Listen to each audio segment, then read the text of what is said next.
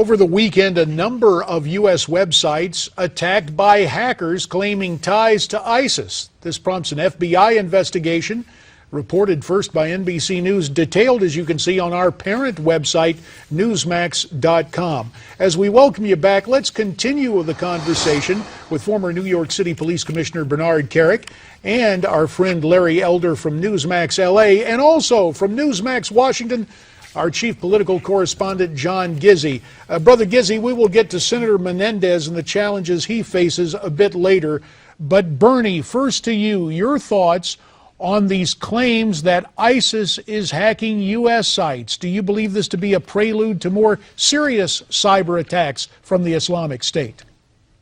Honestly, JD, it's a little premature to say whether this is ISIS or not. I think the FBI will come in and conduct an investigation and make those determinations. But we cannot, we'd be naive to think that they're not trying. I saw statistics the other day where there are tens of thousands of ISIS Twitter accounts, Facebook accounts, and these other social media accounts by where they are recruiting and attempting to recruit globally people to come in and fight for them in Iraq and Syria. We'd be stupid to think that they're not trying to hack their way into some of these social media accounts and other places as well. So I think, the U.S. has to be on top of it. Bernie, I think also this sheds light on why it's so important to find out why Hillary Rodham Clinton had her servers on her personal email and why she had a personal server at home. We are under attack. We are under attack by people who want to do us damage. They're going to use any means necessary, including cyber attack. And I think it heightens the concern about why Hillary did what she did.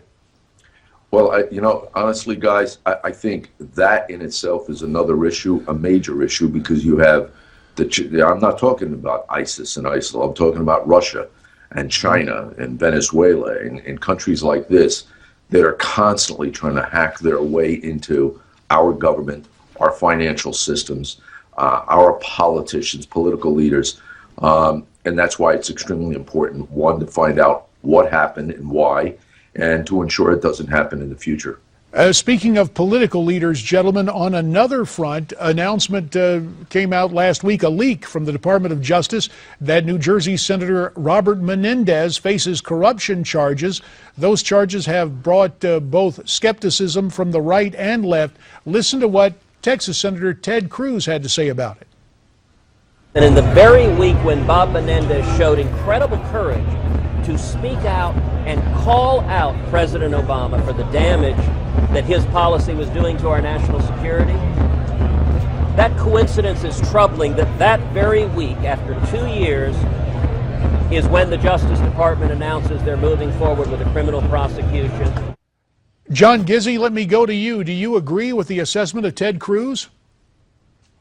Well, I will say one thing. Senator Menendez has made it clear he is not marching in lockstep with the administration or the party line on easing relations with Cuba.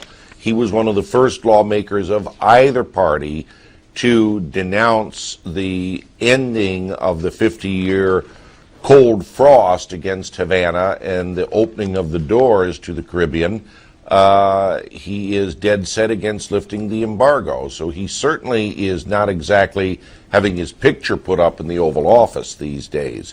As to whether that caused him to be a target for an investigation, I would say, with all respect to Senator Cruz, this is a story I first started to cover in March of 2012. There were rumors then that he was the subject of an investigation regarding precisely what the Justice Department is poised to indict him on, and that is taking illegal gifts from an ophthalmologist and businessman in Florida that he apparently did favors for. So the Justice Department's been preparing this long before he broke with the administration, 2.5 years.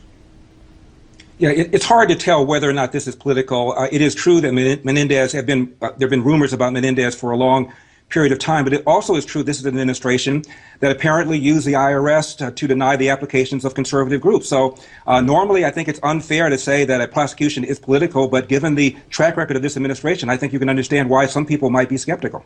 Last word from Bernie Kerik. Bernie, about a minute remains. You have faced legal challenges before in public life. Apart from politics, 40 seconds, do you have any advice for Senator Menendez? You know what, JD, I have two concerns. One, that we have the ability to talk about what those charges are, what the indictment's supposed to be.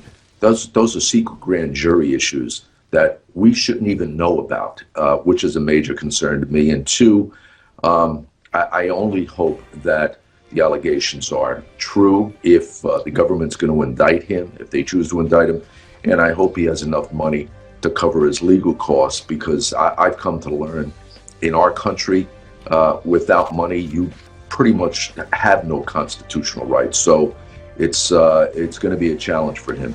And Bernie Kerik, we thank you for your candor. Larry Elder and John Gizzi as well. Coming up, Congressman Peter Roskam on the Benghazi Committee and Hillary's emails.